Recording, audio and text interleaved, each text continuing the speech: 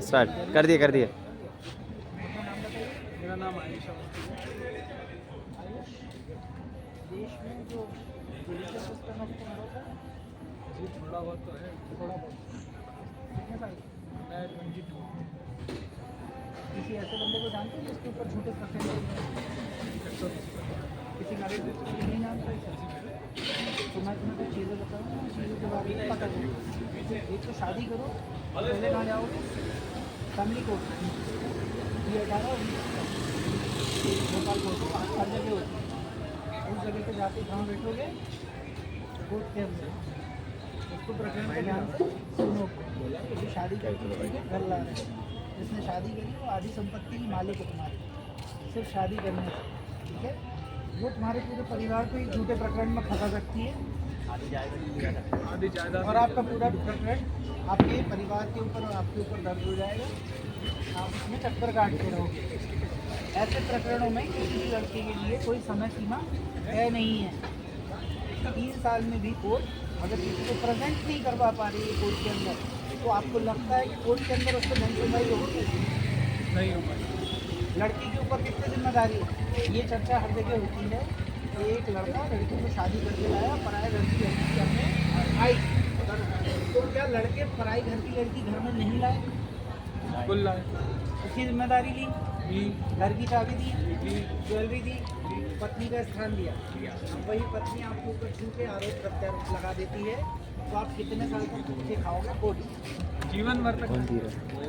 उधर नहीं गया तो यहाँ अगर इसमें समय सीमा तय नहीं हुई तो इसमें कौन कौन सफर कर रहे हैं? पहले वो लड़का, फिर उसका परिवार, मेंटली, फाइनेंशियली, हर तरीके उसके अलावा हर तरीके से जितनी आपत्तिजनक चीज़ें उसके साथ होनी है, क्योंकि वो किस किस से मिल रहा है? पुलिस से, वकीलों से, जुडिशियल सिस्टम, सबके साथ। आप जो चिल्ला रहे हो उसको भी कोई नहीं सुन रहा है, और वो जो बोल रहे हैं उस पर प्रकरण दर्ज हो रहा है आपके खिलाफ। ये बात भूलना नहीं है। आपकी इनकम बंद है, इस चीज़ से कोई लेना देना नहीं है, लेकिन आप जहाँ भी खड़े होगे वहाँ पे आपको पैसा देना है, ठीक है?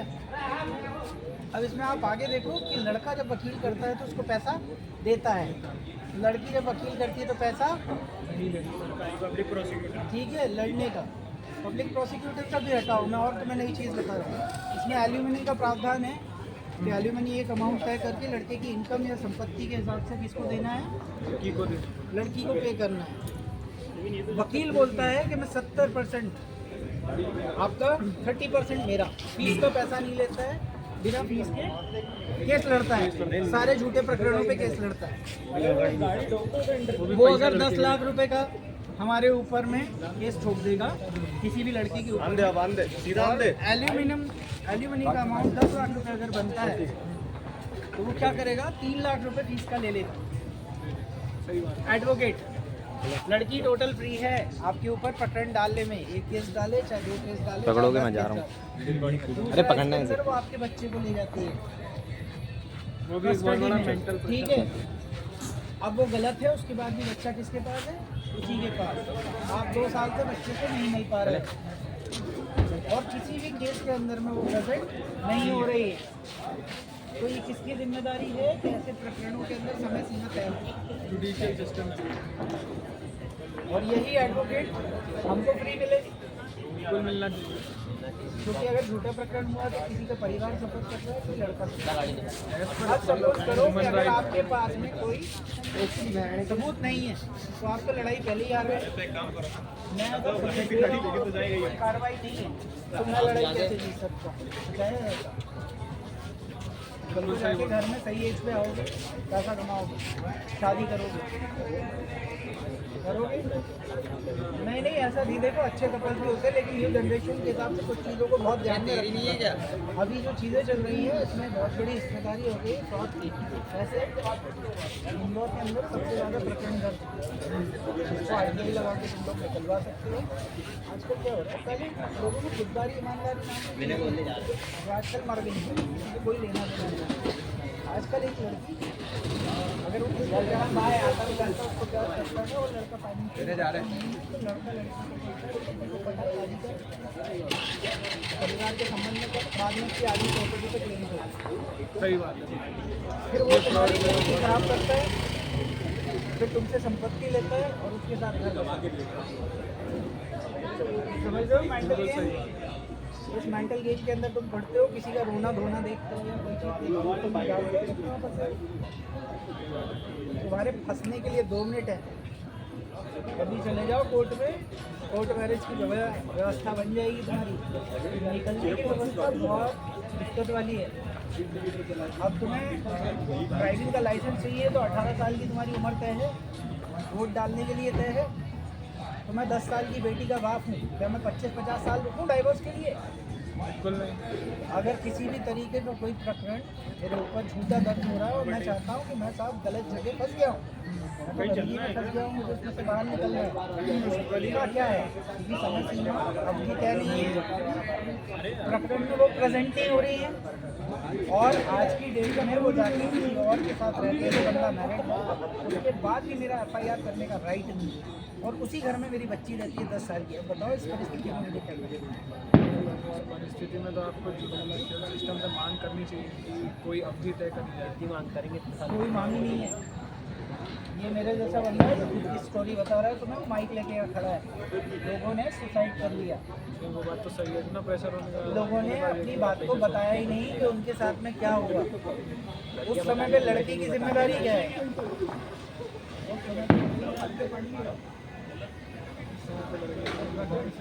प्रकरण नहीं होता है, लेकिन ये मतलब उसकी जिम्मेदारी यही है कि वो अपने साइड से जो है वो क्लियर रखे और जुडिशियल सिस्टम की जिम्मेदारी कि वो हर चीज़ को देख परख के फैसला ले। तो हर जुडिशियल सिस्टम के पार्ट के अंदर से पैसा ही चलता है, वो जुडिशियल तो ये पैसा लाना कहाँ से?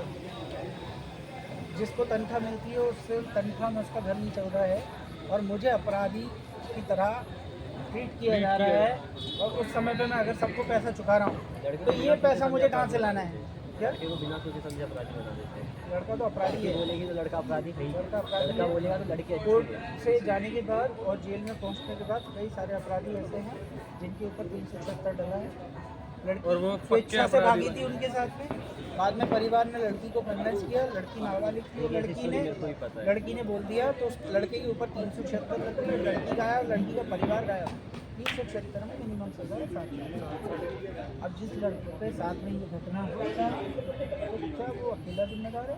बिल्कुल नहीं, इसमें तो पूरा और वो लड़की लड़की की वजह से अगर वो लड़का जेल चला गया तो उसका करियर हो भी सकता है कि समाज में इज्जत कुछ वो बचा? अगर अपराधी ना हो तो अब अपराधी के माइंड में डाइवर्ट हो जाता है, वो इतना समय निकालेगा जेल के अंदर, क्या करेगा? अपराधी बन जाएगा, वो पक्का अपराधी बन जाएगा। किसी के पास अगर सबूत नहीं होते हैं, वो हार रहा है तो अलग बात है। अगर मेरे पास में सबूत है और तब भी मैं अपनी लड़ाई हार रहा हूँ तो मैं ऐसे जुडिशियल सिस्टम के ऊपर कब तक भरोसा करूँगा? दूसरा, इस समय अवधि की बेटी के साथ कुछ गलत हो जाता है तो उसका जिम्मेदार कौन है? सही बात है। इसमें काउंसलिंग का प्रोसीजर होता है, कस्टडी से केस लगा है, डाइवोर्स केस लगा है। काउंसलिंग के प्रोसीजर में मैंने जज को मांग करी कि अगर आप किसी भी कारण से आप बच्ची मुझे देने में असमर्थ हो तो आप इतना बस मेरा निवेदन है कि उसका डे बोर्डिंग स्कूल में एडमिशन करें, उसकी फीस मैं पे करूँगा और उस हॉस्टल में जाकर मैं अपने बच्चे को मिल सकूँ, जिससे उसकी कम एज में उसको शिक्षा अच्छी मिले और वो अपनी माँ से दूर रहे। उसकी माँ जो गलत आदतें हैं और जो ये सब चर्चाएं हैं ये मैं अपनी 10 साल की बच्ची के साथ में नहीं कर सकता। सही बात है। आज इस समय पे उसके ऊपर मानसिक प्रभाव क्या पड़ रहा होगा और उस मानसिक प्रभाव की जिम्मेदारी किसकी है? जिम्मेदारी जो पूरी है उसकी। हमारे माँ बाप जाते हैं किसी के यहाँ रिश्ता तय करते हैं, हम लोग ढोल गान बाजा बजाते हुए किसी को घर लाते हैं और वो अगर हमारे साथ भी नहीं करते। मैंने किसी से दहेज का 1 रुपया नहीं दिया, मैंने यहाँ पे उसकी नींद से शादी करी, वहाँ पे 1000 रुपये फीस लगती है लड़की की। ये लड़की जाती है, मान सम्मान इज्जत की धज्जियाँ उड़ाती है, उसके बाद मेरी सारी ज्वेलरी बेचती है, अपने आशिक का धंधा जमवाती है, उसकी कर्जे चुकाती है। उसके बाद इनके पिताजी कार लेके घूमते हैं, जैसे वो दहेज में दे गए थे। मेरी पूरे घर को खाली करने के बाद मेरी ज़िंदगी के 13 साल ईमानदारी की बर्बाद करने के बाद वो मज़े से ज़िंदगी जी रहा है मेरे ऊपर केस ठोक के, और मैं यहाँ अपने बच्चे से बात करने के लिए परेशान हूँ और कोई ऐसी व्यवस्था नहीं है जिसमें मैं उसके अगेंस्ट में कोई कार्रवाई कर सकूँ। क्या कहोगे? सब सही चल रहा है? गलत तो बहुत कुछ है, गलत तो बहुत कुछ है। बात ये भी है कि कोई मांग ही नहीं रहा ना यहाँ से। आपने और हमने नहीं, हम लड़के हैं तो एक बात बताओ, मैं मान लेता हूँ, मैं तो 12th फेल आदमी हूँ, मुझे नॉलेज नहीं, स्वीकार लेता हूँ। उस कोर्ट के अंदर बैठा हुआ हर बंदा वकील एडवोकेट है, वो आदमी सब है, पढ़े लिखे उनको पता है कि वो कितने झूठे केसेस को लड़ रहे हैं, सबको बता रहता है। और उनको पता है कि ये झूठा सिस्टम है, तो इसके विरोध में क्या करना चाहिए जिसको नॉलेज है। सबकी एक ओथ होती है, हाँ, होती है, सही बात है। वकील की होती है, डॉक्टर की होती है, पुलिस की होती है, नेता की होती है। इन शपथ का क्या मतलब है? शपथ पे टिके रहते शपथ तो उनको तो टिके है ना, वो तुमको बर्बाद कर रहे हैं, तुमको आत्महत्या की तरफ ले जा रहे हैं, और उसके बाद उसको नाम दे रहे हैं आत्महत्या। देश की मीडिया पे बात करते हैं, जिसके हाथ में माइक है उसका काम क्या है? सच बता, ये नहीं कि टीआरपी बढ़ा, तो यहाँ पे सच बता रहा है कोई नहीं बता टीआरपी बढ़ाने के लिए बस कर रहे हैं। मैंने फ़ोन लगाया मीडिया में, मैं मेरा चैनल सब्सक्राइब कराऊंगा, उसकी मैंने ऑडियो रिकॉर्डिंग डाली। मैंने उनको बोला एक तो कोई इस विषय पे चर्चा नहीं करेगा, लड़के का कोई केस मैं खुद से चर्चा कर रहा हूँ, आप इसको दिखाओ और ऐसे जो लोग हैं उनका चेहरा सामने लाओ, कल को किसी और का घर बर्बाद होगा, इसको नॉलेज में लाओ, उन्हें शर्म आनी चाहिए। शर्म हमें नहीं आनी चाहिए, हमने गलत किया, शर्म उनको आनी चाहिए।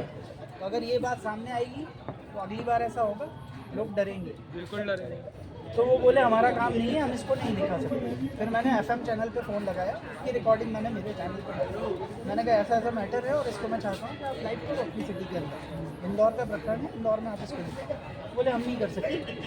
इस समाज के अंदर एक कॉन्डम का ऐड आ सकता है खुले में, माँ बाप के साथ बैठ के देख रहे हैं, लेकिन सामाजिक कोई समस्या है तो उस पर सब लोग कह रहे हैं हम चर्चा नहीं करेंगे।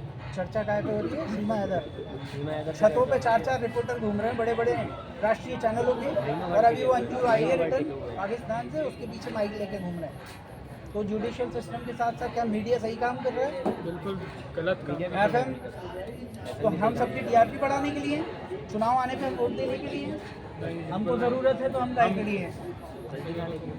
सच्चाई की मैंने अभी इलेक्शन लड़ा रिसेंटली, गुस्से में लड़ा, मुझे 196 वोट मिले, मुझे कोई बाकी मुझे जानता नहीं था, मुझे उसके ऊपर संदेह है रिजल्ट के ऊपर।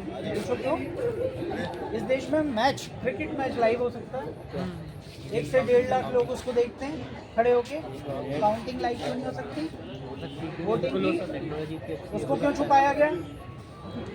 ठीक है, EVM का निर्माण क्यों हुआ? वोटिंग के बाद समय बचाने के लिए, काउंटिंग में समय बचे। अब क्या होता है कि EVM को लिया जाता है और जैसे इलेक्शन खत्म होते हैं तो EVM को कैप्चर करती है, साथ में कैरी करके सेंट्रल जेल के अंदर ले जाती है, रख देती है। अब 15 दिन की वो मशीनें मारती, आप सोओगे कि नहीं? कोई नहीं सोएगा, वो तो किसी उसके ऊपर एक कपड़ा लगा रहेगा, एक खून का स्टैम्प लगा रहेगा, तो ऐसे नहीं लग सकता। बिल्कुल लग सकता है। तो चलो मैं एक निर्दलीय प्रत्याशी था, मुझे 196 वोट मिले। जो लोग पार्टी से लड़े थे क्या उनके इतने बुरे दिन चल रहे थे, लाखों रुपए खर्चा करने के बाद उन्हें 200 वोट के थे? बिल्कुल नहीं चल रहा। पारदर्शिता की बात कर रहा हूँ मैं। अगर तुम मेरे वोटर हो, मैं अगला इलेक्शन लड़ूँ और तुम मुझे 1 रुपये डाल दो कि मैंने आपको भैया वोट दिया है, तो मैं पूछूंगा तो मुझे कि डर मेरा रहेगा 1 ना रुपया तक कि पहुंचा है 2000 कि नहीं पहुंचा। मेरे पास आए, यानी 2000 वोट आए, हम दोनों के बीच में पता रहेगा। अब EVM कहते कि 200 वोट आए आपको, अब सत्यता कैसे निकालूँ मैं उसकी? सही बात है। और इसके अगेंस्ट में केस करने का कोई फायदा नहीं हो रहा, जिसमें मैं चर्चा कर रहा हूँ। मुझे पता है कि मुझे 10,000 वोट दिए थे, मैंने 10,000 वोट का काम किया, इससे ज़्यादा क्यों नहीं। मैं नहीं कहता कि मैं जीतने वाला प्रत्याशी हूँ, मुझे कोई नहीं जानता, लेकिन ये समाज जो ये तय करके निकल रहा है कि हम इसको वोट देंगे, वो सही बात के लिए क्यों नहीं लड़ रहा? क्यों नहीं लड़ रहा फ्री एजुकेशन के लिए? हमारे माता पिता, हमारे माता पिता फ्री एजुकेशन मिले थोड़ी सी, लेकिन free education, total education free हो जाए, हेल्थ की सारी व्यवस्था फ्री हो जाए, जुडिशियल सिस्टम टोटल फ्री हो जाए, तो सब मुफ्त का बात कर बहुत तरीके से ठीक है। नहीं। टेस्ट के लिए तो बाहर ही पहुँचा देते हो, तो मेंस चले जाओ, कई सारी चीज़ों के लिए आप बाहर जाते हो, मेडिसिन को निर्भर करते हो। चलो एक छोटा छोटा कंसर्न है, आज के समाज में जो चीज़ें चल रही है ना, इसमें जो अच्छे लोग हैं वो धीरे धीरे करके अपनी अच्छाई से काम करना बंद कर देंगे। बहुत छोटा उदाहरण है, प्रेशर उन पे पड़ेगा। बहुत छोटा उदाहरण है, एक सड़क के घूमते हुए कुत्ते से मेरा कुछ भी नहीं है, लेकिन मैं उसको रोटी देता हूँ तो पड़ोसी का पेट दुख रहा है, सही बात तो तुम उसको खाना क्यों दे रहे हो? जबकि वो खाना देने की क्षमता नहीं रखता, लेकिन उसको मेरे खाना देने से तकलीफ है। तो अगर उसने भी खाना देना बंद कर दिया और कल को यही कुत्ते भूखे पेट किसी को काटेंगे तो तुम बोलोगे कुत्ता काट है नहीं है। अब मैं बाहर निकला तो सरकारी हॉस्पिटल बना वेटनरी का, ठीक है, अगर उसमें भी तुम ले जा रहे हो तो 200 रुपये का तुम्हारा खर्चा जहाँ हॉस्पिटल बना है और उसमें कुछ फ्री नहीं है। वो मेडिसिन का लिख देते हैं तो बराबर उतना ही कर देते हैं जितना मैं यहाँ पे किसी क्लिनिक को दिखाऊंगा, ठीक है। मैंने अभी रिसेंटली सड़क से एक कुत्ते को पकड़ा इंदौर में और उसको स्किन डिसीज़ हो रहा था कुछ, मैं उसको उठा करके खुद ले गया, मैं डॉक्टर के पास वेटनरी डॉक्टर के पास ले गया। मैं क्यों ले गया, मेरा कोई लेन देन तो नहीं है, मेरी जेब में पैसा मैं दे देता हूँ, मेरी तकलीफ ठीक हो जाएगी, मैं तो निकल ही जाऊँगा। तो ये अच्छाई सिर्फ मेरे माथे है या वो डॉक्टर ईमानदारी के वहाँ पे 200-300 रुपये नहीं ले सकता था, तो उसने मुझसे 800 रुपये लिए इंजेक्शन, मैंने 800 रुपये लिए। अगर ये चीज़ें ईमानदारी से सस्ती नहीं होंगी और आप किसी की अच्छाई में हिस्सा नहीं बनोगे तो अच्छाई अगली बार नहीं होगी। मैं किसी को चाहता भी हूँ ना कि मैं दोबारा कुछ कर दूँ तो मैं नहीं करूँगा, मेरी भी इस समय में इनकम बंद है, उसके बाद कुत्ते के लिए मैं 800 रुपये खर्च करके निकल गया, लेकिन ये पॉसिबल नहीं है कि मैं हर बार कर सकें। कितने समय तक हम खींच सकते हैं चीज़ें, तो इसीलिए मैं कह रहा हूँ शादी के पहले इन चीज़ों को देखो। चुनाव आता है, किसी से नाराज़गी मत रखो, चुनाव लड़ो। 5,000 रुपये में पार्षद का इलेक्शन होता है, हर समाज के बच्चे को लड़ना चाहिए। हार भी गए तो सीखो, मैं पैदल निकला सीखा, अगली बार मैं तुम्हारी मदद कर सकता हूँ। चुनाव के खर्चे से लेके फॉर्म भरने तक की सारी चीज़ें डालता हूँ मेरे चैनल पे। आपका नुकसान क्या है, लाखों रुपए की एजुकेशन के पैसे दिए हैं आपके माता पिता ने, उसके बाद आप एजुकेशन के बाद जॉब के लिए घूम रहे हो। आपने कभी सोचा ही नहीं राजनीति से बड़ा रोजगार कोई नहीं है, आप लाइन से चलती हुई गाड़ी, उसकी पावर का एहसास नहीं है। और गलत लोगों के हाथ में सत्ता देके यहीं से ये कह देना कि वो गटर है हम नहीं जाएंगे उसमें, तो आपने किसी को अधिकृत कर दिया उस गटर के अंदर राज करने को। शोषण के लिए दो चीज़ें ना, शोषण के लिए पैसा और पद चाहिए, तो पोषण के लिए भी पैसा और पद चाहिए। तो मुझे अगर फ्यूचर में कोई अच्छा काम करना है तो मुझे क्या चाहिए, लड़ाई के लिए आज मेरी आवाज़ सुनाई नहीं दे रही, अगर मैं कोई इलेक्शन जीत जाता तो आवाज़ सुनाई देती कि नहीं देती।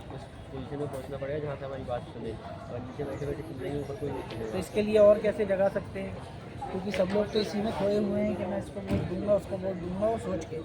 तो मैं किसी के अगेंस्ट नहीं हूँ, मैं कह रहा हूँ जिससे काम करवा सकूँ, जो स्वतंत्रता से आपके लिए दरवाज़ा खोले आपकी समस्या के समय पे।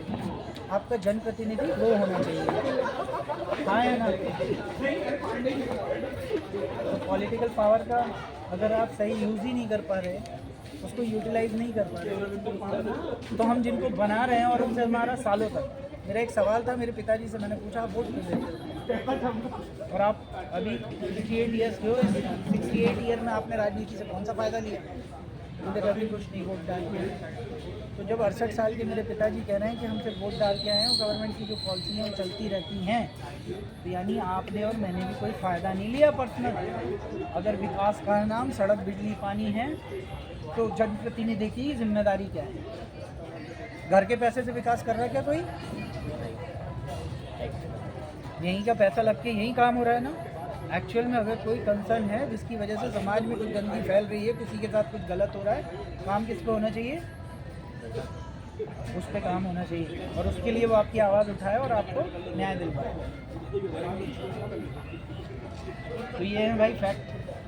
तो अगली बार वोट दोगे या सोचोगे तो मेरे नंबर को सेव करोगे। मेरे से कई लोग गुस्सा है, मैं हर चुनाव लड़ूंगा, तो मुझे 5 साल ऑब्जर्व करो, तो मुझे 6 महीने ऑब्जर्व करो, मैं ऐसे ही माइक लेके घूमता रहूँगा।